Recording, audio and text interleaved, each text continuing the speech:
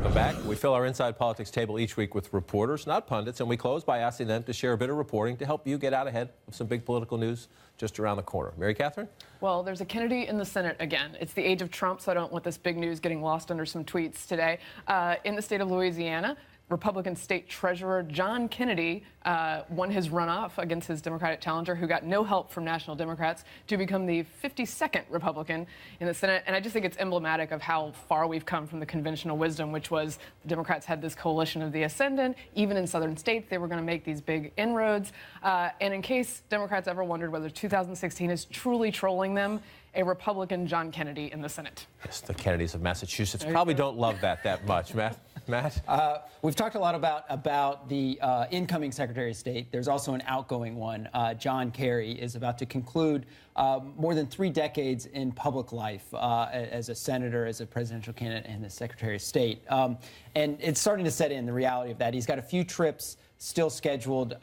He's already the most traveled Secretary of State in history, the equivalent of 123 straight days on an airplane over his 4 years. Now he's about to hand over the reins potentially to Rex Tillerson, which is going to require a lot of diplomacy in that handoff. Much of what Kerry has worked for, his accomplishments include the Iran deal, the Paris climate deal, are potentially going to be dismantled. So Kerry will work from the outside. Still on climate change is a big passion of his. But for the first time since 1983, outside of public office. Long ago when I worked in Boston, he was the lieutenant governor. It's been a long ride for John Kerry. Manu? John, Democrats' strategy with Donald Trump amounts to this: divide and conquer. What they're trying to do is to latch on to Donald Trump's more popular and populist economic proposals that actually divide Republicans, like his 35% tariff on companies that ship operations overseas, or renegotiating and potentially pulling out of NAFTA. The idea, of course, is try to attract some of those white working-class voters who they struggled with in the elections, but also it raises some concerns among Democrats who believe that the rush to normalize Donald Trump, in their words, will make it harder for them to paint him as an extreme president. But right now, watch for them to start to talk about those economic issues, particularly for those senators in difficult races in 2018. Yeah, 40 days to figure out their strategy. Jennifer? One person who has amassed some real power in the Trump transition is a woman who homeschools her 4 children and co-owns a bakery in Manhattan.